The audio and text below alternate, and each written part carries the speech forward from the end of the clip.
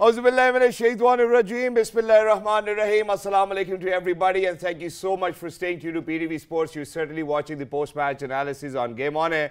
Mujhe kehte hain Shahzad Hasan Khan. Since it was a double-header today, ladies and gentlemen, what a contest it has been in the Trans-Tasman rivalry. Certainly, Australia, congratulations are in order for you, but New Zealand have put in a great show. On the other hand, ladies and gentlemen, it's Netherlands who has actually emerged as successful. But before we unpack whether what mistakes were made in the Netherlands-Bangladesh game or the Australia-New Zealand game, it's really of utmost obligation that I introduce my worthy co-host, who happens to be Ms. Roha Nadeem. Hello, Roha. Assalamu alaikum. A lot of action to handle today, huh? Walaikum assalam, Ji Shahzad. Welcome to everybody who's joining us right now on Game On Hai. I think the word Super Saturday, the term Super Saturday lived up to its expectations. Double header tha, we knew कि बहुत ज़्यादा action होगा in store for us and rightly so. हमने 2 दिन में 2 बड़े close matches देखे जिसकी हम day 1 से बात कर रहे थे.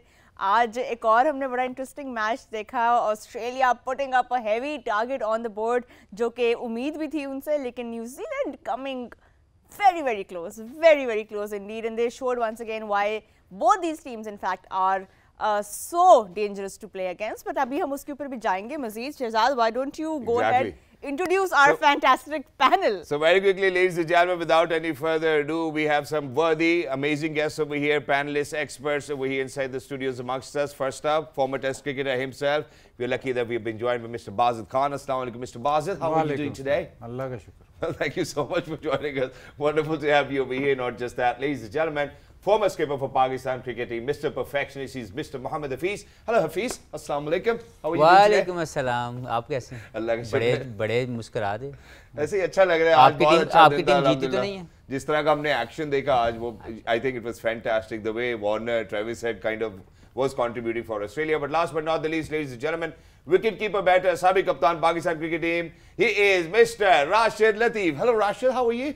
Thank you so much for joining us. आपने दिखाया बताया क्रिकेटर की तरह, मैं जैसे रेसलिंग में जा रहा हूँ. सर बॉस अखाड़ा भी था. असल में आप heavy duty है ना बॉस. आप legends of the legend हैं. Duty. Whenever we talk about experts. हम सिर्फ ड्यूटी पे होते हैं. गुरु. But thank you so much, gentlemen, for joining us. Wonderful to have you over here. Let's take a quick look at the match summary. We'll certainly continue with the conversation as well. Whether what happened. First up, we will be talking about Australia versus New Zealand. Ladies and gentlemen, taking a good look at the match summary. Certainly, what a wonderful start. So imagine that New Zealand chose to bowl first, and that's something which they might be wondering, why did they take this decision? खैर इस फैसले की बात तभी हुई थी कि यार शुरू के जो 10 ओवर से इस वेन्यू के ऊपर शायद हेल्प करेंगे. They weren't able to take any advantage, and it was Warner and Travis Head, you know, unleashing their horror onto New Zealand with 109 and 81. Then it was Maxwell, and New Zealand certainly was trying to break this partnership but couldn't really do that. The fastest 100 for any team. Not just that, ladies and gentlemen, we come down, you know, there was Maxwell and then Inglis.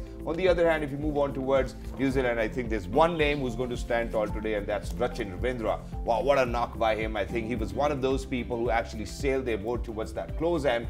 Then it was Jimmy Neesham, you know, made sure that he's going to stand over there, but unfortunate run out for him. Then Mitchell and Will Young. Then coming down towards the wickets, ladies and gentlemen, it was Zampa once again with 3 wickets given by 74. Obviously, in such a high scoring match, the economy is set to be high as well. Then it was Cummings with 3 wickets as well, and then Hazelwood with 2 scalps. And then on the other hand, ladies and gentlemen, taking a good look at New Zealand, it was Phillips, Bolt and Santner. Well, that's it, ladies and gentlemen. Australia winning by 5 runs. Well, इस जीत का जो result आया, जो impact आया points table पे, वो भी देख लेते हैं. ऑस्ट्रेलिया आज की जीत के बाद नंबर 4 पे आपको नजर आ रही है. 6 में से 4 मैच जीते हैं, 2 हारे हैं. 8 पॉइंट्स के साथ ऑस्ट्रेलिया एट नंबर 4. न्यूजीलैंड को ज़्यादा फर्क नहीं पड़ा आज के मैच के बाद उनकी, क्योंकि नेट रन रेट भी आप देख सकते हैं ऊपर से 8 पॉइंट्स के साथ इस वक्त वो नंबर 3 पे हैं because of the way that they have played the tournament so far. लेकिन अगर आप दूसरे मैच की तरफ आए और उसका इम्पैक्ट भी देखें, नेदरलैंड्स वर्सेस बांग्लादेश, क्विकली हम नज़र इस पे डाल लेते हैं कि नंबर 8 पे आ गई है नेदरलैंड्स की team.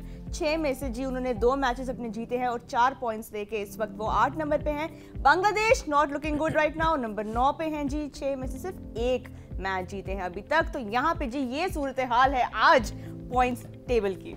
Exactly, with that, ladies and gentlemen, let's get the conversation started. बाज़ी भाई, first of all, सवाल यही बनता है कि जितनी पिच रिपोर्ट्स हम देख रहे हैं, maximum most of the time अगर हम उसका डाटा भी शायद अगर कलेक्ट करें, मैं राशिद भाई से ज़रूर रिक्वेस्ट करूंगा, तो ऐसे हुआ कि शायद पिच रिपोर्ट जो रिपोर्ट हमें सुनने को मिल रही है और जो रिजल्ट उस पिच से मिल रहा है इज वेरी डिफरेंट। ये प्लीज डेटा निकाल लेना। बिल्कुल निकालेंगे। आज की जब पिच रिपोर्ट होती है आप कहते हैं ये कुछ बताया ही नहीं।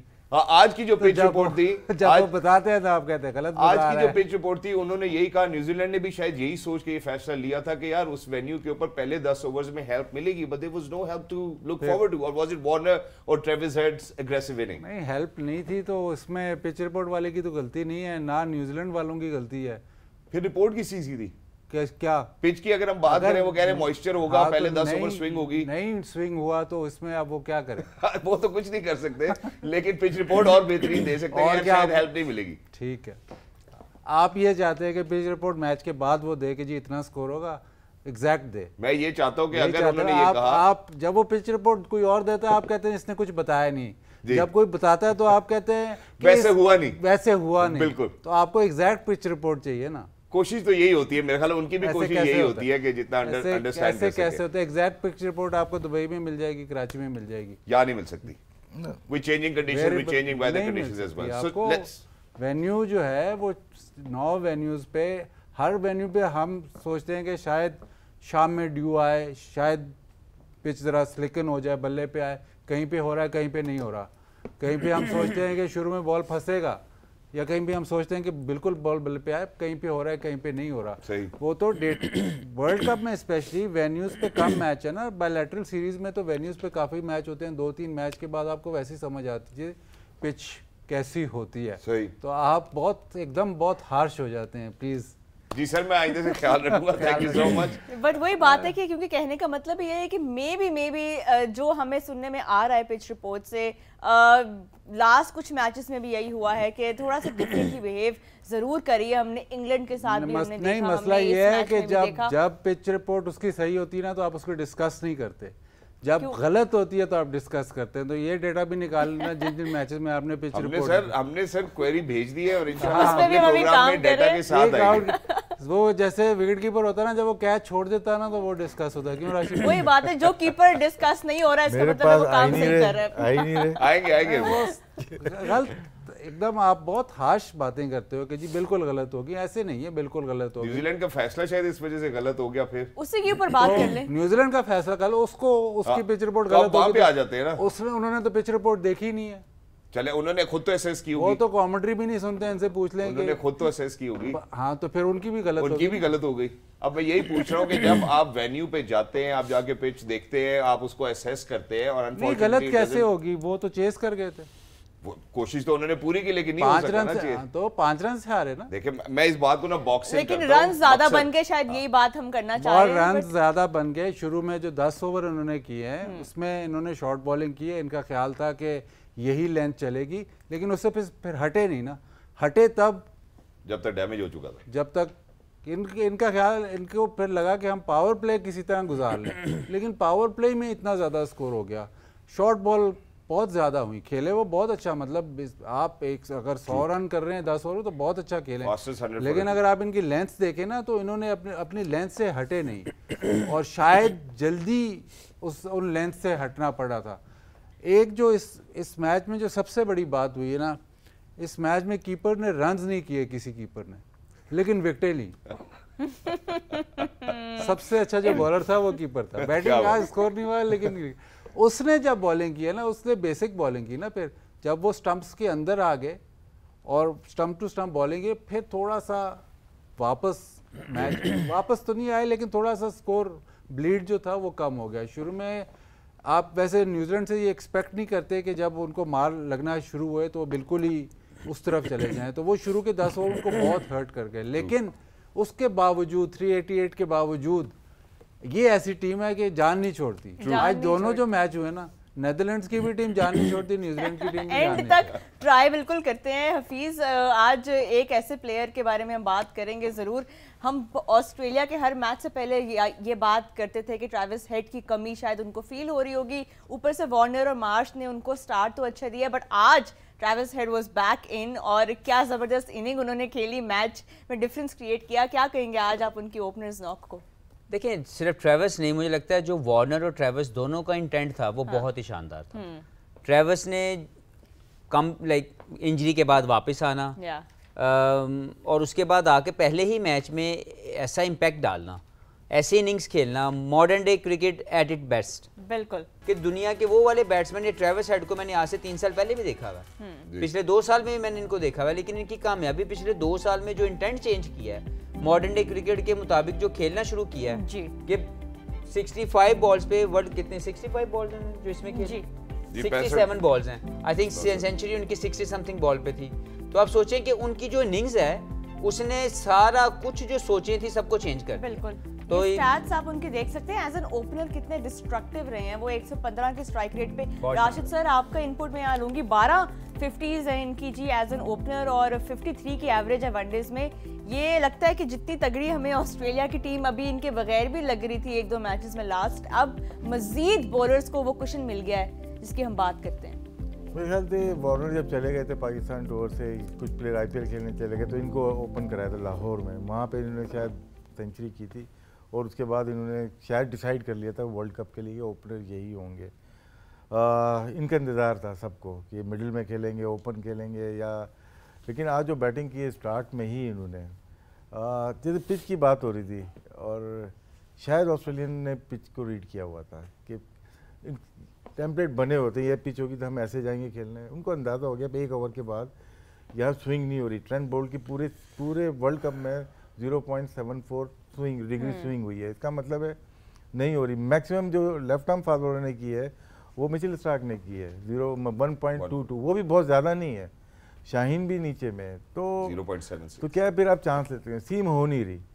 तो ऐसे बैट्समैन जो फॉर्म में लाइक वार्नर, उसने स्टार्ट लिया और उसके बाद जिस तरह से ये लोग खेले, इन्होंने अपना खेलने का स्टाइल बनाया हुआ है कि बीच में 2 प्लेयर्स होंगे जो कि गेम को लंबा करेंगे। जब हॉकी में बॉल लंबी करते हैं, लंबी की उन्होंने हमारे पास आखिर में कमिंग से भी लगवाया आज इन्होंने, बिल्कुल लगवाया, और बीच में अपनी टीम को चेंज किया, कैमरून ग्रीन या स्टॉइनिस को डालते हैं, उनको नहीं डाला, लबुशेन को डाला, हालांकि उन्होंने स्लो किया गेम को बिल्कुल, लेकिन अपने ऊपर काफ़ी एतमाद नज़र आ रहा है। 4 लगातार विन हो गई ऑस्ट्रेलिया की, और जिस तरह से ऑस्ट्रेलिया ने खेला, न्यूजीलैंड ने खेला, कल साउथ अफ्रीका ने हमारे खिलाफ खेला, तो सिर्फ इंडिया के खिलाफ सब कॉन्टिनेंट की टीम को आउट कर दिया। पहली दफ़ा हुआ है ये कि यहाँ की लोकल टीम, बांग्लादेश आज आउट हो गई, पाकिस्तान कल आउट हुई है, श्रीलंका स्ट्रगल कर रही है, अफगानिस्तान भी बॉटम पे रही है। तो ये वर्ल्ड कप शायद अब हमें भी, जो हफीज़ अक्सर बात करते हैं, उनके तरीके से खेलना पड़ेगा। ऑस्ट्रेलिया और न्यूजीलैंड सेना कंट्रीज जो हम बोलते हैं, वाकई में वो जो क्रिकेट खेल रहे हैं,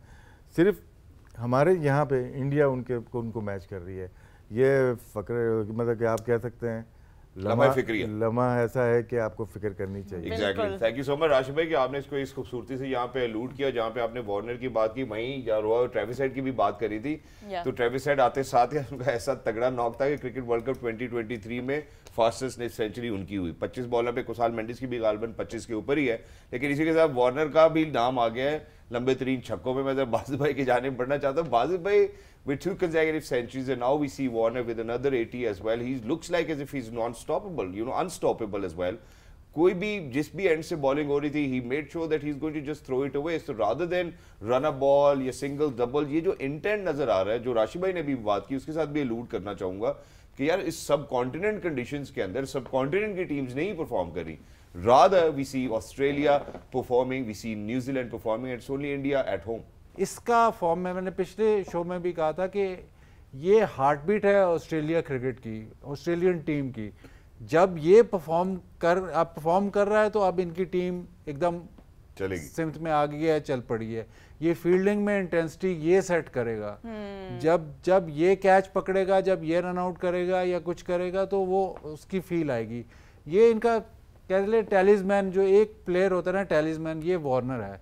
तो अब जिस किस्म की बैटिंग ये कर रहा है ना, अब बिल्कुल वो फ्री वार्नर नजर आ रहा है कि मतलब ये नहीं है कि जी मैं इधर से आउट हो। फेयर ऑफ फेलियर जो होता है वो काफी हद तक अब कम हो गया है। वो पाकिस्तान के मैच के 100 के बाद अब आप इसकी बैटिंग देखें, आज स्पेशली आज अगर देखें ना तो बिल्कुल ही ऐसे फ्री खेल रहा है कि आउट हो गया तो कोई बात नहीं, लेकिन मैं नहीं छोड़ता अब। बिल्कुल। स्पीकिंग ऑफ प्लेइंग फ्रीली, हमने टॉप ऑर्डर की भी बात की और हमने पहले मैच से पहले भी बात की थी कि स्मिथ और लबुशेन जो थोड़ा बहुत सिमिलर वे में खेलते हैं, आज उन्होंने परफॉर्म नहीं किया, बट देन मैक्सवेल आज लास्ट फ्यू गेम्स एक्चुअली बहुत ड्यू है उन दोनों पे, लेकिन लबुशेन के बाद जिस तरह मैक्सवेल ने वही फॉर्म अपनी कंटिन्यू की, लास्ट गेम में उन्होंने 100 किया, अनस्टॉपेबल बात करें हम, इस तरह वार्नर है, मैक्सवेल भी once he gets going, once he is settled, हर तरह की बॉल को वो he is clearing the gaps. आज की बैटिंग उनकी आपको कैसे लगी? देखिए, मैं ज़्यादा तौर पर समझता हूँ कि ये लर्न करने की चीज़ है। स्मिथ, लबुशेन क्वालिटी प्लेयर, दुनिया की कहीं पे भी उनकी डिस्कशन कर लें, आपको नज़र आएगा कि यार इनसे ज़्यादा साफ़ सुथरा खेलने वाला कोई नहीं है। लेकिन आप देखें कि जब तक आप मॉडर्न डे क्रिकेट को मीट नहीं करेंगे, जब तक आप इवॉल्व नहीं करते या आप उसकी प्रैक्टिस नहीं करते, तो आप नज़र आ रहे हैं, आप इस जितने भी यहाँ पे टॉप लेवल के प्लेयर हैं ना, आप उनमें जच नहीं रहे। हालांकि एक टाइम था कि हम आपको देखना चाहते थे, इस वक्त स्मिथ भी नहीं जच रहा, रूट भी नहीं अभी तक जचा, पहले एक आध मैच के बाद मुझे वो समझ ही नहीं आ रहा। इसी तरीके से लबुशेन है, वो ये जिस तरह की बैटिंग चल रही है, जिस तरह का इंटेंट चल रहा है, वो उसमें मिसफिट नज़र आ रहा है। ठीक है, बहुत बड़ा प्लेयर है, लेकिन इस वक्त इस ऑस्ट्रेलियन टीम में मिसफिट है। वो लेके आए हुए हैं जिस मकसद के लिए, ना वो मकसद हल हो रहा है। मुझे ज़्यादा तौर पर लग रहा है कि मैं तो सीख रहा हूँ पर्सनली कि यार अगर आप ज़िंदगी में अपडेट नहीं रहेंगे तो आप कभी भी प्रोफेशनल लाइफ के अंदर ग्रो नहीं करते। तो ये इनके लिए भी सीखने की चीज़। और मैं तो जो पहले बात कर रहा हूँ कि मैं तो बहुत ज़्यादा सीख रहा हूँ, तो सम टाइम आप कोलैप्स करते हैं। बिल्कुल, लेकिन वहाँ पे मैक्सवेल ने दोबारा इनको एनर्जी दी। बिल्कुल, यही तो एक जिस तरह हम कहते हैं ना, ऑस्ट्रेलिया के लिए डेंजरस जो फैक्टर्स है ये है कि not just their top orders, अगर मिडिल ऑर्डर नहीं भी वो मोमेंटम कैरी करता, they have batters at number 6, 7, 8 that can end up giving you those runs and putting a big total on the board. यहाँ पे ब्रेक का वक्त हुआ है, जब ब्रेक से वापस आएंगे मजीद भी बात करेंगे इस मैच की, lots more to talk about as well on Game On है, तो आपने कहीं नहीं जाना because a lot coming right after the break. Game On है।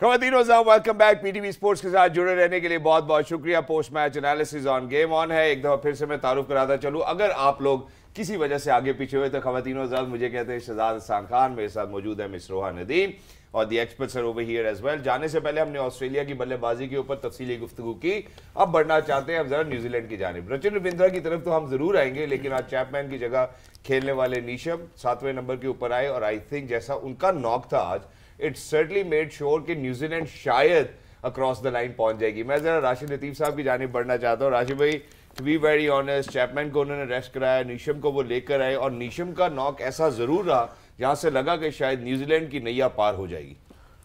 अच्छे प्लेयर हैं और कभी कभी बहुत काम में आते हैं, क्योंकि हमने पूरा सीजन देखा दलमी के साथ, क्योंकि वो हमने भी सारा कवर ही किया था, वो भी अभी तक याद है, मैचेस याद है कि कैडमोर को पीछे खिला दिया 4 नंबर, वो 100 का प्लेयर, तो करेक्ट यूटिलाइजेशन नहीं शायद यूटिलाइजेशन तो उनको 1-2 मैच खिला के फिर बाहर बिठा दिया, तो थोड़ा था। खैर, अभी हम यूटिलाइजेशन की बात कर रहे हैं। Rachin Ravindra has been in sublime form. Hafeez, अभी 6 मैचेस में ये चौथी दफा इनका 50+ स्कोर है, 2 सेंचुरीज इनकी अभी तक हो चुकी हैं। पहली तो हम सब ने देखी थी जो पहला मैच था वर्ल्ड कप का, ग्लोरियस फॉर्म।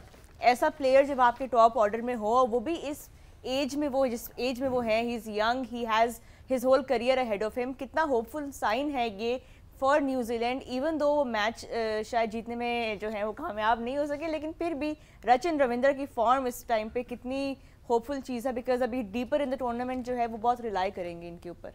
देखिए रोहा, मैं समझता हूँ कि सिर्फ न्यूजीलैंड के लिए नहीं, एक क्रिकेटिंग वर्ल्ड के लिए एक ऐसा शानदार पैकेज रेडी हो रहा है जो जब से आया तब से इम्प्रेस किए जा रहा है। लाइक सिचुएशन पहले खेलने की हो या चेस करने की हो, ब्रेक हो रहा है या सीम हो रहा है, उसके पास टेक्निक है, फ्लेयर है और किसी भी जगह पे वो बॉक डाउन नहीं हो रहा है। क्रिकेटिंग वर्ल्ड को तो इस वक्त जो है वो रचिन रविंद्र है। बिल्कुल, प्रेशर भी अच्छा ले लेते हैं। यही बात है कि जो आगे मैचेस आएंगे न्यूजीलैंड के, जब ये सेमीफाइनल खेलेंगे, और मैं आई एम डेड श्योर कि इसने 19 साल से नीचे T20 नहीं खेली होगी। वजह क्या बनी इनकी टीम में आने की, पता है आपको? बताइए सर। नहीं आप बताएं ना। नहीं सर, हमारा काम तो सवाल पूछना है सिर्फ। देखिए हम जो है वो न्यूज देंगे, आप व्यूज देंगे। 10 दफा ये सवाल किया हुआ है जी, आप बताएं ना। बताएं ना सर। आपका टेस्ट नहीं ले सकते हम क्या? नहीं आप बिल्कुल ले सकते हैं सर, टेस्ट विलियमसन नहीं लेते। नहीं आप यहाँ पे जब हम विलियम की भी बात करते हैं, विलियमसन नहीं खेले। वो तो बात ठीक है, मैं एक और बात यहाँ पे करना चाहता हूँ। सवाल आएगा इजाजत है? नहीं मैं मना नहीं कर सकता। नहीं, thank you so much sir. भाई ये एस्टेब्लिशमेंट है जो अच्छा, मैं सर सिर्फ सवाल ये करना चाहता हूँ, क्योंकि ये जो अभी आपने बात की, क्योंकि केन विलियमसन नहीं खेल रहे अनफॉर्चुनेटली इंजरी की वजह से, हमने उसमें रचिन रविंद्रा को ओपन करते हुए भी देखा, अनफॉर्चुनेटली वैसे नहीं परफॉर्म कर सके। मैं जरा विल यंग के हवाले से भी यहाँ पे बात करना चाहता हूँ, क्योंकि जब केन आए थे तो I guess it was Will जिनको बिठाया गया था और रचिन को प्रमोट किया गया था। तो आपको लगता है कि अब अगर आगे केन विलियमसन फिट होते हैं तो वो विल यंग को ही मिस आउट भी नहीं, रेस्ट इनके पास ऑप्शन हैं, ठीक है ना। जैसे आज वो खेले नीशम खेले, तो हो सकता है कि विल यंग आ जाए। विल यंग बहुत अच्छा प्लेयर है। अभी स्पिनर्स पे आएंगे ना जो डाउन द विकेट, शायद हमें अच्छा लगता है तो निकल के खेल रहा हो, आगे जाके खेल रहा हो, तो उसने अपनी झलक तो दिखाई है। तो वैसा मौका नहीं मिल रहा। ये ज़्यादा बेहतर प्लेयर, ये कंपोज ज़्यादा है, डिफेंस भी अच्छा है, स्पिनर्स पे भी अच्छा है, बैलेंस बहुत अच्छा है। वो ज़्यादा शायद T20 टाइप का ना तो ज़ोर से मारने वाले प्लेयर हैं, लेकिन वो भी बहुत तगड़े प्लेयर हैं। तो न्यूजीलैंड की टीम ने आज थोड़ा सा हमें लगा नहीं यार, आज बराबर की टीम आई तो पीछे चले गए। ठीक, बिल्कुल गए पीछे जरूर, लेकिन जिस तरह से वापसी में हमला किया है ना उन्होंने, वो देखने वाला था। एग्जैक्टली यहाँ पे फिर डैरिल मिचेल की बात करना बड़ा इंपॉर्टेंट होगी। हमने पहले भी बात की, बाजिद भाई उनकी इनिंग्स भी बड़ी सुपर थी, the kind of strike rate is maintained, he contributed towards the cause के यार हमारी टीम वहां तक पहुंच सकती हो। देखिए इसमें मुझे 2-3 बातें समझ में आ रही हैं। एक तो ये बात समझ आ रही है कि 2 प्लेयर रचिन रविंद्रा और ट्रेविस हेड का डेब्यू है वर्ल्ड कप में, हम उसको लिफ्ट नहीं करा रहे। वो आता है अनफिट होके सीधा मैच खेलता है और 100 कर जाता है। जाहिर है तो ऑस्ट्रेलियन टीम को बहुत भरोसा है उस पर, वो भी एक बहुत कॉन्फिडेंस उस पर है कि जी ये आएगा, ओपन ही करेगा, जो मर्जी हो जाए, आके वो 100 करता है। डेब्यू वर्ल्ड कप का मैच, हम पिछले 2-3 मैचेस से बात करें, वर्ल्ड कप के मैचेस का बहुत प्रेशर होता है। ये डेब्यू उसका मैच गलत आउट हो गया। अगर ये उस वक्त आउट ना होता तो शायद मैच का ही रिजल्ट डिफरेंट आता। जिन किस्म की इनकी पार्टनरशिप लग गई थी, टोटल कंट्रोल था। पहले इन्होंने कंट्रोल हासिल किया कि जी सब कस्टम होके उसके बाद खेले। तो एक तरीका नहीं होता 400 करने का, एक तरीका नहीं होता 350 करने का। ये आज आप इस मैच से देख लें कि डिफरेंट स्टाइल ऑफ प्ले है। रिजल्ट बेशक वही है, रिजल्ट दोनों ने 380 किया है, लेकिन स्टाइल ऑफ प्ले डिफरेंट है। तो इसमें जो प्लेयर डेवलप होता है ना, उसको ये सीखना है कि किस स्टाइल से मैं टीम को सबसे ज़्यादा बेनिफिट कर सकता हूँ। बिल्कुल। और या कि मेरा जो जिस स्टाइल से मैं खेल रहा हूँ वो टीम को नुकसानदेह है कि नहीं। बिल्कुल। और स्टाइल जरूरी नहीं है ना कि वो एक ही हो हर मैच में, इस तरह फ्लेक्सिबल हो सकते हैं विद दैट। अब अगर वार्नर ने जो पिछले मैच में 100 किया है, वो इस तरह का नहीं खेला, वो भी मतलब वो थोड़ा उसमें ज़रा बारी लेके खेला है। बट इस मैच में आपने देखा कि उनको जब समझ आ गई कि नहीं भाई 350-400 ही करना है, तो वो रुके नहीं है। ट्रू। तो वो जो स्टाइल आपने अपनाना, वो एक सेट स्टाइल नहीं है। ये नहीं है कि पहले बॉल से जाके छक्के मारना शुरू हो जाए, वेरी करेगा विद द सिचुएशन। एग्जैक्टली। तो आपने दोनों, खूबसूरती इस मैच की ये थी कि आपने दोनों स्टाइल देखे। स्कोर बोर्ड बिल्कुल 5 रन का डिफरेंस है ना, लेकिन स्टाइल आपने दोनों देखे बैटिंग के। नहीं, लेकिन टुवर्ड्स द एंड बाजिद भाई, मैं हफीज भाई को भी इस पे इंक्लूड करना चाहता हूँ, राशिद भाई को भी। टुवर्ड्स द एंड पे जैसे अभी हमने विल यंग का तस्करा किया, जहाँ उन्होंने 32 रन बनाए 37 गेंदों के ऊपर, फिर हम टॉम लैथम का जिक्र करते हैं 21 रन बनाए 22 गेंदों के ऊपर। डिबेट यहाँ आ जाती है। डिबेट एक आखिरी डिबेट पहले आप हफीज से कर लेना, आप डिबेट राशिद भाई से। एक जो आखिरी जो मेरी अर्ज ये है कि जब आप 350-400 रन चेस कर रहे होते हो ना, तो इसमें लक का एलिमेंट होता है। आप अगर आप ऐसे नहीं चेस होते, 400 पे 400 ऐसे चेस हो ही नहीं सकता। थोड़ी सी आपके लक आपकी तरफ जाए तो आप चेस कर जाए। ज़ाहिर आपको बहुत अच्छा खेलना पड़ता है, लेकिन उसमें हल्की सी जो लक है ना वो आपकी तरफ जानी चाहिए in order to overcome such a big target. और दूसरा उस लक के साथ साथ दिल पाकिस्तान भी लगना चाहिए। ये बात आई थिंक अब लंबी जाएगी पूरे वर्ल्ड कप में जब पाकिस्तान के मैच होने। अभी तो रचिन की हम बात करें, मुझे तो ये फिक्र है कि अब जो हमारा जब इनके साथ न्यूजीलैंड के साथ मैच है 4 नवंबर को, तो पाकिस्तानी बॉलर्स कैसे क्या गेम प्लान लेके आएंगे to bowl to Rachin Ravindra. I think हम अभी अगर उस पर बात करें बहुत लंबी चली जाएगी, बट जिस तरह की फॉर्म इनकी है और जिस एज में इस वक्त वो खेल रहे हैं, डोमिनेट कर रहे हैं इस वक्त रैंकिंग्स में। अभी जो सो फार वर्ल्ड कप के स्टैट्स आप देखें, he is up there already in 6 innings. तो जो भी आगे होना है वो हम अभी सोच ही सकते हैं हफीज़ के पाकिस्तान के अगेंस्ट ये क्या करेंगे। देखिए पाकिस्तान के अगेंस्ट तो भी बांग्लादेश ने भी खेलना है, मैं तो उनसे डरा हूँ। हमने South Africa against we put up a good game, the way we are playing at the moment आप कुछ भी एक्सपेक्ट कर सकते हैं। But anyway coming back to this game, इस गेम की जो खूबसूरती मैंने देखी, जो बकी ने बात की, वाकई में वो मैं भी करना चाहता था कि एक तरीका नहीं है कामयाब होने का, लेकिन ये ज़रूर है कि आप जब तक मॉडर्न डे क्रिकेट के मुताबिक अपनी पावर हिटिंग या इंटेंट नहीं बढ़ाएंगे आप लिमिटेड हो जाएंगे। जो हमने 2 प्लेयरों की शक्ल में देख ली इस मैच में, लेबुशेन और स्टीवन स्मिथ, मैं आपको अभी भी कह रहा हूँ, मैं इसके ऊपर खड़ा हूँ कि वो मिसफिट लग रहे हैं। अगर बाकी जितने भी प्लेयर हैं वो जब सेटल हो रहे हैं तो फिर वो अपना फ्लेयर लेके आ रहे हैं, वो फिर उसको मॉडर्न डे क्रिकेट के मुताबिक खेलने की कोशिश कर रहे हैं। इन 2 प्लेयरों ने अभी तक जब भी बारी भी आई है तो इन्होंने वो चीज़ नहीं आपको दी कि जो आई कैचिंग हो, जो आज की मॉडर्न डे क्रिकेट दूसरा खेल रहा है। इवन रचिन रविंद्रा की बात करें कि जो उन्होंने सेंचुरी की, वो चेज करते हुए आप सोचें कि एक प्रेशर भी है कि 400 रन्स का टारगेट लगा हुआ है, एक कैलकुलेटेड वे में, टेक्निकल वे में स्कोर किए जा रहे हैं, रोटेशन किए जा रहे हैं, और जहां पे उनको बुरा बॉल मिल रहा है उसको चौका या छक्का मार रहे हैं। Quality bowling attack, quality bowling वो तो ऑब्वियसली ऑस्ट्रेलिया की है ही, लेकिन व्हाट आई एम सेइंग कि उन्होंने पहले ओपनर ने बिल्कुल पटाखे चला दिए, बिल्कुल उन्होंने फायरवर्क्स कर दिया, और इन्होंने ग्रेजुअली एक्सेलरेशन के साथ, फाउंडेशन के साथ अपने टारगेट को चेज करना शुरू किया, और इनके ऊपर 400 रन करने का प्रेशर मौजूद था। पहला बॉल जो इनके ओपनर ने खेला उसको पता था मैंने 390 रन चेज करने। तो आप सोचिए कि 2 डिफरेंट प्रोसेस हैं, रिजल्ट सेम है। वेल एग्जैक्टली मेरा ख्याल है इस मौके पे हम जरा एक छोटे से वक्फे की जानिब बढ़ना चाहते हैं। जो अभी हफीज़ भाई ने बात की, वहाँ पे सवाल तो ये भी बनता है कि भाई अगर आपको ऑस्ट्रेलिया की टीम के अंदर अगर हम ये 2 मिसफिट्स की बात करते हैं, न्यूजीलैंड में क्या नजर आता है, और अगर नजर आता है तो शायद क्या यही रीजन है उनके आज की डिफीट की। But the way both the teams have played I think has been tremendous. It was a wonderful game to watch as well, and this is something where we all agree कि यार processes different हो सकते हैं and the results can be garnered as well. It's all about the presence of the mind. We're going for a short break. Don't go anywhere, because when you come back, we will certainly be talking more about, because it was double-headed today, right? Game on it.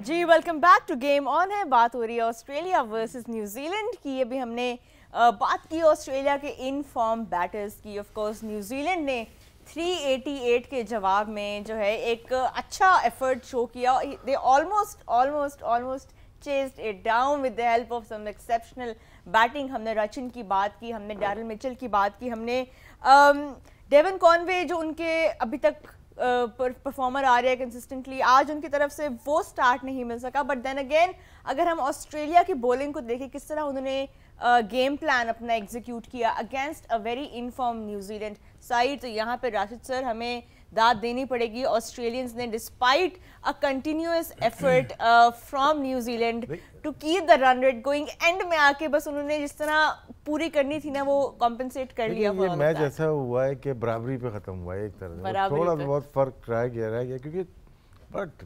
388 उसमें हम ये नहीं कह सकते कि इनकी bowling अच्छी थी या इनकी बैटिंग अच्छी थी। उसकी हाइट देखनी है और उसको कॉल करना है। तो मैं ये समझता हूँ कि इसके ऊपर जो है ना वो अगर इसको हम स्लो मो में देखेंगे तो शायद ये डाउटफुल नहीं, अगर आपने क्रीज छोड़ दी ना तो फिर काउंट नहीं होता शायद, मुझे इतना याद है। बाधित को सही विराट कोहली का जैसे हुआ था, अगर आगे चला गया तो फिर नहीं, लेकिन वो तो पीछे वहीं पे खड़ा था जब बॉल आया, देखना तो मुझे ये लगा कि बॉल थोड़ा उसके वेस्ट हाइट से थोड़ा ऊंचा था। मैंने गौर इस पे किया कि ये जो रनआउट था ये वो वर्ल्ड कप वाला जो आपने 2 दिन पहले रनआउट देखा है, बिल्कुल वैसा ही था, वैसे ही था, under pressure. I think but यहाँ पे हमने फॉलो विकेट्स देखी, एडम ज़ैम्पा अपनी फॉर्म कंटिन्यू कर रहे हैं, बैक टू बैक सिग्नल दिया है कि वर्ल्ड कप का फाइनल भी शायद इन दोनों का हो, यही बात है। होता हुआ तो नजर आ रहा है, we won't be surprised, but Adam Zampa once again showed कि इवन दो थोड़े बहुत रन्स उनको ज्यादा पड़े लेकिन वो तो सबको ही हुए। आज Adam Zampa 3 wickets once again, he was one of the pick of the bowlers.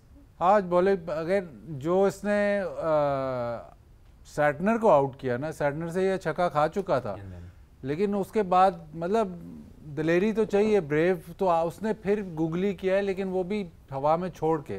Normally तो ये तेज बॉल करता है, लेकिन इससे वो विकेट बाय किया कि उसको पता था कि दोबारा ट्राई करेगा, तो उतना तेज गुगली नहीं किया इसने, हवा में छोड़ के किया, जिसकी वजह से वो ऊंचा गया है। तो वो क्रेडिट आप उसको दें कि वो उस वक्त सोच रहा है, मतलब वो बैट्समैन का सोच रहा है कि अब ये जो बैटर है ये मुझे क्या करने जा रहा है।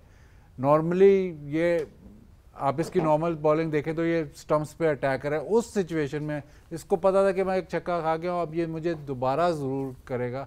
मेरे ख्याल वो हर विकेट ही काफ़ी मतलब मैच में वो उतराव और चढ़ाव ला रही थी, लेकिन उस सिचुएशन में ऑस्ट्रेलिया को विकेट्स चाहिए थी, और ज़ैम्पा इनका मतलब आप तो शायद लीडिंग विकेट टेकर हो गया वर्ल्ड कप का। जी एग्जैक्टली। यहाँ पे हम जरा एक शॉर्ट एंड स्पीड ब्रेक की जाने बढ़ना चाहते हैं, जैसे आप लोग वापस आएंगे ऑस्ट्रेलिया की फॉलो विकेट्स के ऊपर भी जरा तस्करा करते हैं। गेम ऑन है।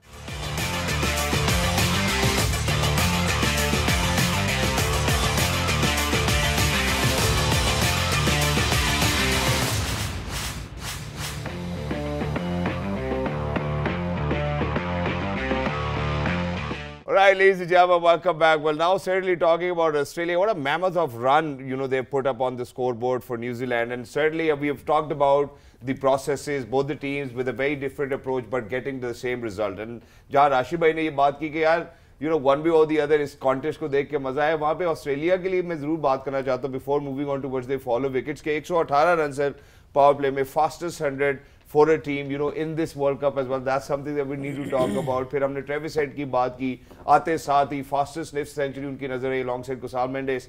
बट नॉट जस्ट दैट, जब हम एक और बात करते हैं, ऊपर वार्नर की बात करते हैं, उनका भी इंक्लूजन हुआ है। You know, I think with distance की अगर हम बात 96 मीटर का उन्होंने छक्का मारा है। यहाँ पे हफीज भाई, New Zealand was desperate to look for a breakthrough, जो उनको फिलिप्स की शक्ल में नजर आया, इट वाज वेरी लेटर। वो कोशिश कर रहे थे कि यार शायद अर्ली ऑन भी, you know, they made sure कि यार वो अपने best bowlers whatever attack they had, उन्होंने सारी आर्मरी ट्राई की, but the breakthrough wasn't there। वो जैसे कहते हैं ना कि हम यहाँ पे आम फैम जुबान में ये भी बोलते हैं कि भाई यहाँ फासला नजर आ रहा है, कोई फासला नहीं है, दूर ही है फासला, वो है बाउंड्री के पार। तो ऑस्ट्रेलिया की फॉलो विकेट्स में जब तक हमने मार्श को नहीं देखा तब तक वो स्लो डाउन नहीं हो रहे थे। उससे पहले जब तक ट्रेविस हेड भी क्रीज पर मौजूद थे, you know, he made sure that he is going to go with that intent and aggression. So how do you rate Australia's batting today considering their fall of wickets? Where did they go wrong? Do you think that they could have scored a little beyond 400 today? नहीं, देखें, पहले तो Glenn Philip की आपने बात की, मैं समझता हूँ कि एक नॉन रेगुलर बॉलर हो के उन्होंने सबसे बेहतर बॉलिंग इस तरह की कि उन्होंने स्टंप टू स्टंप बॉलिंग की।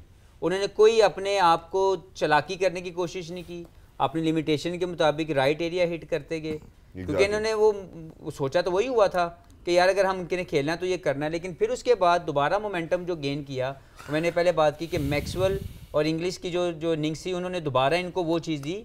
हालांकि ये ड्यूटी होनी चाहिए थी मिचेल मार्श की, स्मिथ की और लेबुशेन की। Exactly. आउट होना कोई मसला नहीं, लेकिन आप अपना जो एक्सेलरेटर है जिस पे ऑलरेडी प्रेस किया हुआ है उन्होंने ओपनर ने, आपने उसको और प्रेस करना था रादर देन कि आपने अपना पाँव उठा लिया। एग्जैक्टली। मैं जरा जहाँ पे अब बाजिल भाई ने बात की थी शुरू में वार्नर के हवाले से कि ऐसा लग रहा है he is got nothing to lose, वो परफॉर्म कर चुके हैं considerably, whatever a cricketer of such sort would want to achieve in his career, he has achieved it। मैं जरा राशिद भाई से ये बात पूछना चाहता हूँ, जो फिलिप्स को उन्होंने अपना प्यारा सा, जिसको उर्दू में कहते हैं हम, पोला सा कैच दिया है। वो यूजुअली पिछले कुछ गेम्स में ना ऑन दी, अब शायद बॉलर के पास से वो बॉल गुजारना चाहते थे towards the straight as well. क्या आप इतने कंफर्टेबल हो जाएं कि आप इस तरह का रिस्क लें जब आपने इतनी अच्छी फाउंडेशन ले ली है? जेब देता है सर? इंप्रेसिव, इतना गौर से देखा आपने। Thank you sir.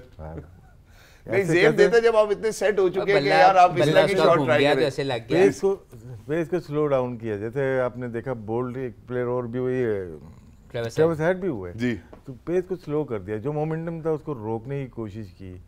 और अभी इसके ऊपर काम कर रहा हूँ, अभी बना नहीं है कि ऑफ स्पिनर पे कैसी बैटिंग थ्रू आउट इस वर्ल्ड कप में की गई है जी। ऑस्ट्रेलियन बैटर्स ने, अगर अश्विन ने बॉल की इनके खिलाफ इंडिया वाले मैच में, उसमें कितने रन दिए। इफ्तिखार सबसे सक्सेसफुल बॉलर हमारा रहा इनके खिलाफ, जहां हमारी मार लगी 37 रन। फिर उसके बाद आर्यन का तो 1 ओवर 2 ओवर महंगा रहा कि पूरे मैच में एकरमैन के साथ मिलके अच्छी बॉलिंग की उन्होंने। फिर ठीक शाना थोड़ी बहुत बॉल कर लेते हैं, उनके खिलाफ इनके 3 बैटर्स ने क्या बैटिंग की। फिर आज फिलिप्स के खिलाफ क्या की, तो ये 6, 7, 8 बॉलर हो गए। धनंजय डी सिल्वा उसके खिलाफ क्या की। तो अगर देखें तो यहाँ पे थोड़ी पूरी ऑस्ट्रेलियन टीम ने थोड़े आराम से बैटिंग की है, उनको नहीं मारा। वजह क्या है मुझे नहीं पता, सही है। लेकिन पूरे इवेंट के अंदर ऑफ स्पिनर आपको देखा ऑस्ट्रेलिया के खिलाफ थोड़ा सा शायद इनका निकलने का या खेलने का तरीका ऐसा है जिसपे डॉट बॉल खेलते हैं या आउट हो रहे हैं। वाकई में अगर रीज़न पता होता ज़रूर डिस्कस करता। मैंने हफीज़ और बाजिद से भी बात की थी, लेकिन देखना पड़ेगा इसका क्या रीज़न है कि ऑफ स्पिनर पे ये थोड़ा सा रुक रहे हैं। और हालांकि मॉडर्न डे क्रिकेट के जितने भी बैटर्स हैं, जैसे ही ऑफ स्पिनर आता है वो अपना बल्ला सीधा पकड़ लेते हैं कि अभी अब 2 छक्के। लेकिन वाकई में अभी तक अगर ऑस्ट्रेलिया को देखें तो वो ऑफ स्पिनर के अगेंस्ट उनका स्ट्राइक रेट बहुत लो है। बिल्कुल। ऑस्ट्रेलिया के ऊपर अगर हम बात करें BK, now that we have to wrap up आज का ये वाला match, Australia on the trot 4 matches अब जीत गया है। पहले उनकी कैंपेन शुरू नहीं हुई, फिर आपने टैलिस्मैन के बारे में बात की, वार्नर के बारे में, ज़ैम्पा फॉर्म में है, मैक्सवेल चल गए हैं। What is next for team Australia in this world cup? Next तो पहले तो उन्होंने सेमीफाइनल के लिए क्वालिफाई नहीं किया, अभी किसी ने भी क्वालिफाई पक्का नहीं किया। तो नेक्स्ट तो वो यही देखेंगे कि क्वालिफिकेशन होए।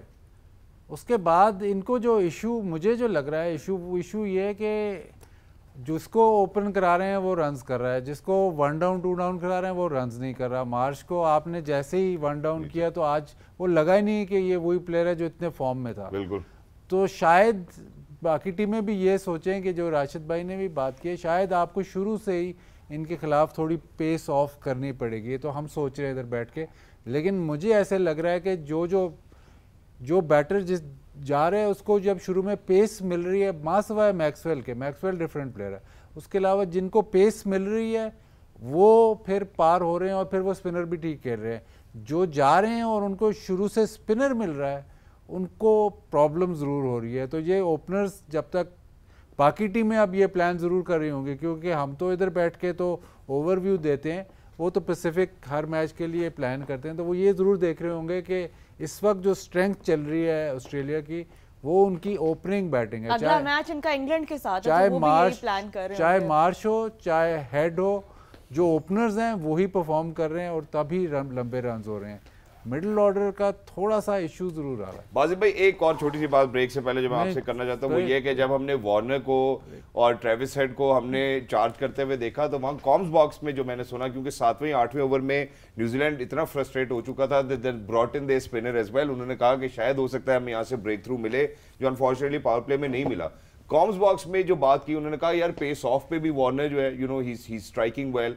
फिर उसके बाद हमने स्पिनर के अगेंस्ट भी देखा टुवर्ड्स दी ऑफ उनके जो कट शॉट्स थे, he took his time later on, wrist work भी उन्होंने बड़ा अच्छा किया। तो ओपनर्स जो है वो पेस ऑफ के ऊपर भी बड़ा अच्छा रीड कर रहे हैं। पेस ऑफ तो तब आ रहा है ना 3-4 ओवर जब फास्ट बॉलर को खेल चुके हैं। मैं ये कह रहा हूँ कि ऑस्ट्रेलियन जितने भी ये टॉप ऑर्डर के बैटर्स हैं, ये जब बैटिंग करने जा रहे हैं तो इनको शुरू में जो 4-5 शुरू के ओवर हैं तब इनको चाहिए फास्ट बॉलर जो बॉल बल्ले पे आए, और तभी होनी चाहिए। उसके बाद स्पिनर चाहे आए, जब एक दफा सेटल हो फिर स्पिनर आए। जो मैं ये कह रहा हूँ कि जब ये बैटिंग करने आ रहे हैं और दोनों तरफ से स्पिनर या एक तरफ से भी स्पिनर लगा हुआ है तब इनको मुश्किल है। सही है। तो वार्नर जब 8 ओवर खेल गया है तो फिर स्पिनर फास्ट बॉलर नहीं देख रहा। हेड भी जब 8 ओवर खेल गया तो नहीं देख इस पिछले मैच में जब मार्श खेल गया तो नहीं देख रहा। आज जब मार्श आया तो स्पिनर लगे हुए हैं, तो किसी भी मौके पे आपको नहीं लगा कि वाकई मार्श के बल्ले में बॉल लग रहा है। सही बात। तो ये जो 1 डाउन और मतलब 2 डाउन जो 3, 4, 5 के नंबर्स हैं उस पे इशू नज़र आ रहा है। तो शायद अगले मैचेस में या सेमीफाइनल में अगर फॉर इंस्टेंस इंडिया है तो शायद वो जैसे अश्विन को खिलाएं वो शायद उसको नया बॉल ही करा दें कि जी ठीक है। जैसे हमने मैचअप यूज किया डिकॉक के अगेंस्ट अपने पाकिस्तान ने लास्ट मैच में। खैर यहाँ पे हम न्यूजीलैंड और ऑस्ट्रेलिया के बाद को यहाँ पे रैप अप करते हैं। ऑब्वियसली बड़ा क्लोज मैच था and we really enjoyed watching that nail biter, and Australia of course winning by a margin of just 5 runs. यहाँ पे we will go for a short break. When we come back तो match number 28 पे बात करेंगे जी, Netherlands versus Bangladesh. All that is waiting for you on the other side of this break. तो कहीं मत जाइएगा, keep watching PTV sports, keep watching game on है।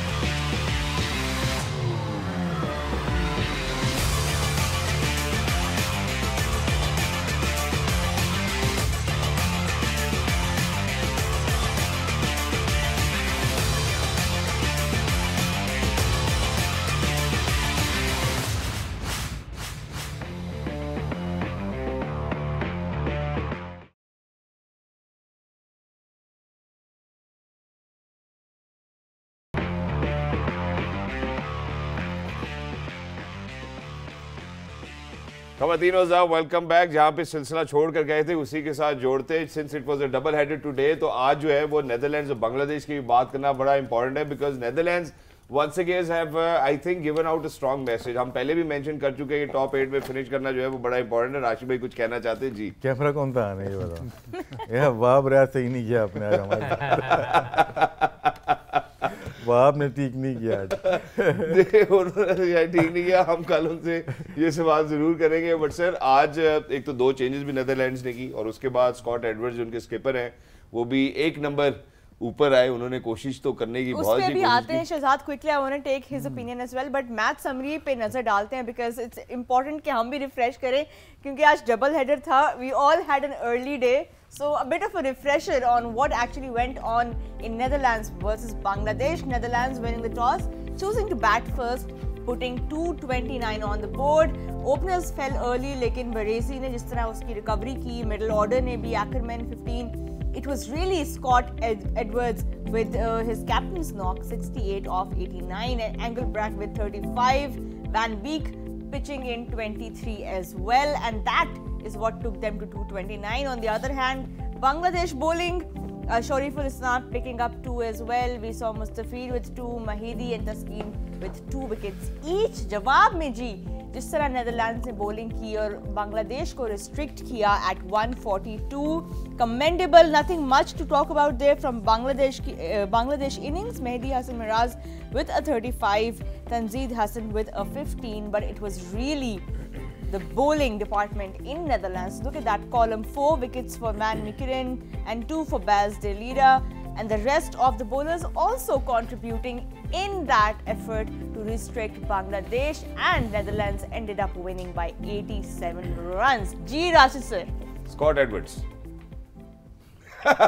Wicket keeper sir, wicket keeper batter. बादित की बात याद आ रही थी कि सुबह शायद 6 साल के बाद यहाँ पे मैच हुआ है ओडीआई 6 साल के बाद, और रात में मुश्किल हुई, लगा यार बांग्लादेश की टीम ऐसे नहीं है, लेकिन क्रेडिट जाते हैं नेदरलैंड को जिस तरह से जीते। अगर पॉइंट टेबल हो तो थोड़ी देर की लगाइएगा, थोड़ा सा डिस्कस करना चाहते हैं इसके ऊपर कि हम स्टैंड कहाँ करते हैं। जैसे बादित ने कहा कि चैंपियंस ट्रॉफी में अब 8 टीमें क्वालिफाई करेंगी, तो अगर इसमें जो नज़र आ रहा है इंग्लैंड सबसे बॉटम में है, उसके बाद अगर देखें शायद वो बांग्लादेश आ गई है शायद जी, तो नेदरलैंड ऊपर चल गए, 4 पॉइंट्स मिल गए, अफगानिस्तान को भी 4 मिल गए, तो हम और इंग्लैंड कहाँ पे स्टैंड करेंगे। मैचेस काफी हम और अफगानिस्तान हमसाये हैं सर। इंग्लैंड मेरे ख्याल है गालबन 8 इंग्लैंड इस वक्त बॉटम पर है और यहाँ पे नेदरलैंड्स जो हैं वो अब पॉइंट्स टेबल अगर हम एक दफा देखें रिफ्रेश हो जाएगा। बांग्लादेश बाहर हो गया तो इसका मतलब ये है क्योंकि पॉइंट्स में ये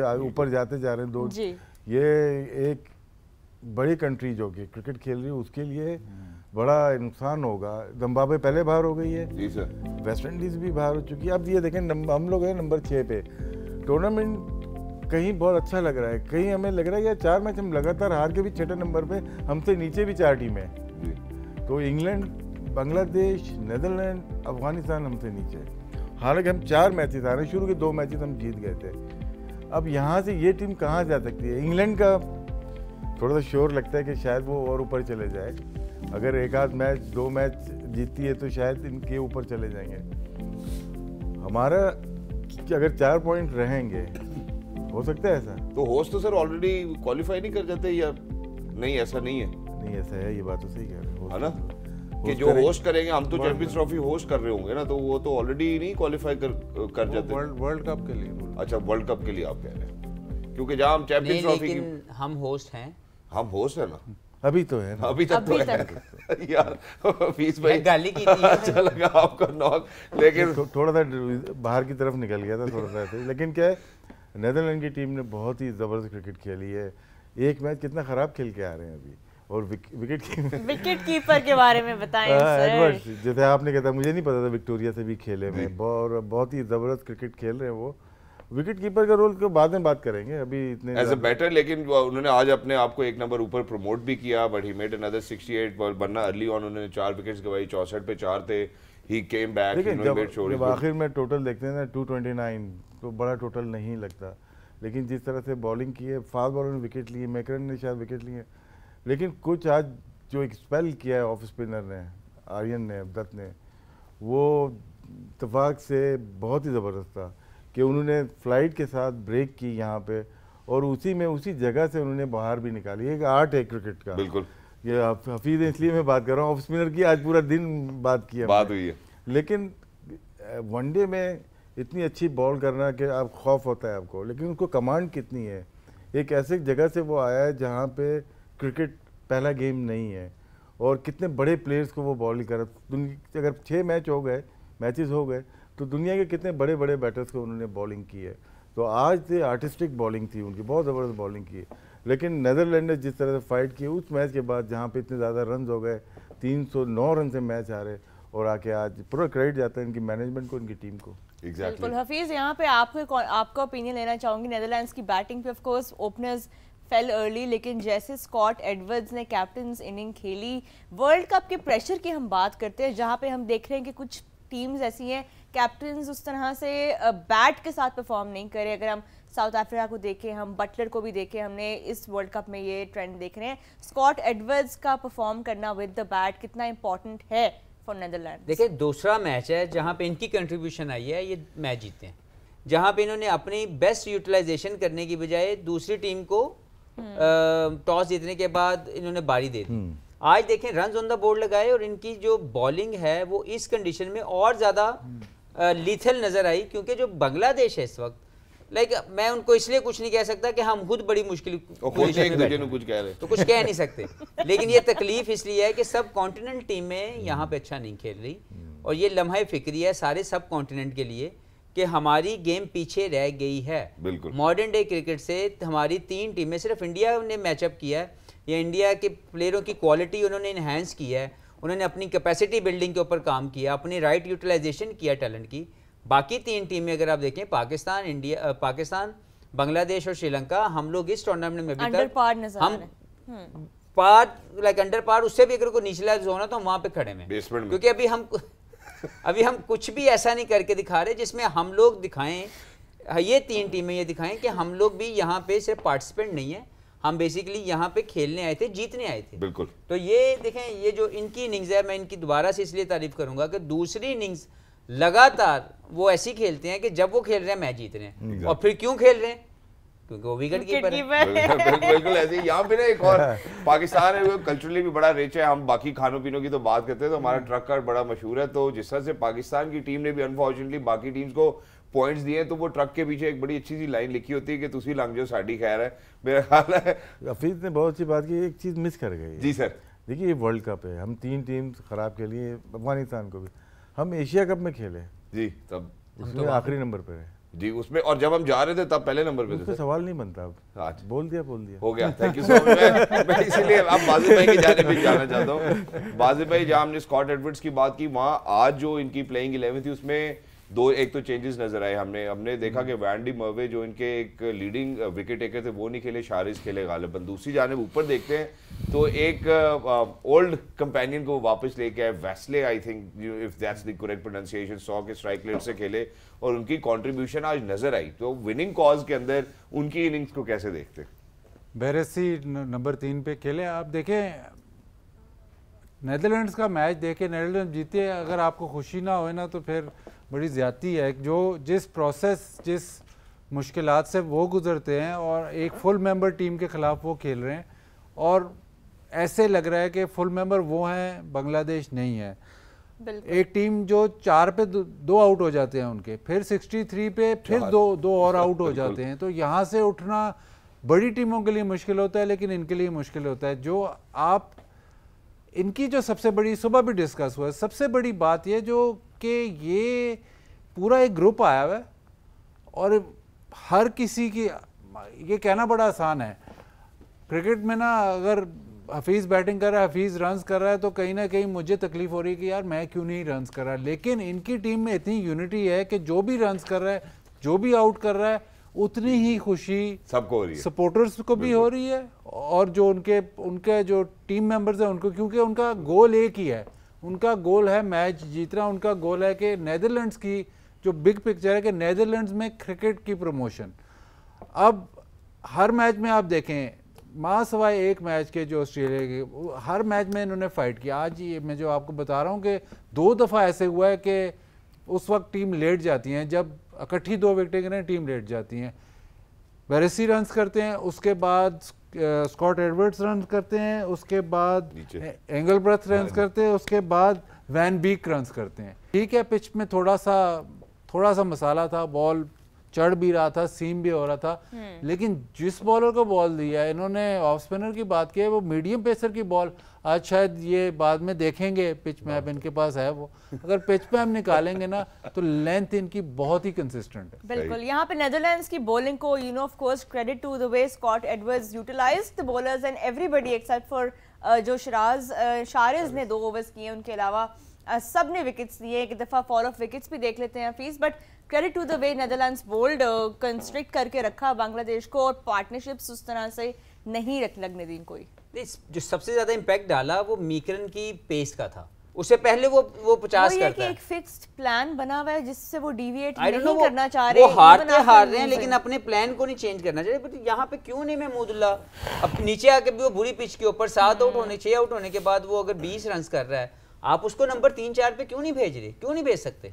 जो बंदा 3 पे लगातार 6 मैच 5 मैच फेल हो गया है, आप उसको नीचे ले आओ, जो टॉप परफॉर्मर है उसको ऊपर ले जाओ, इसमें मसला क्या है?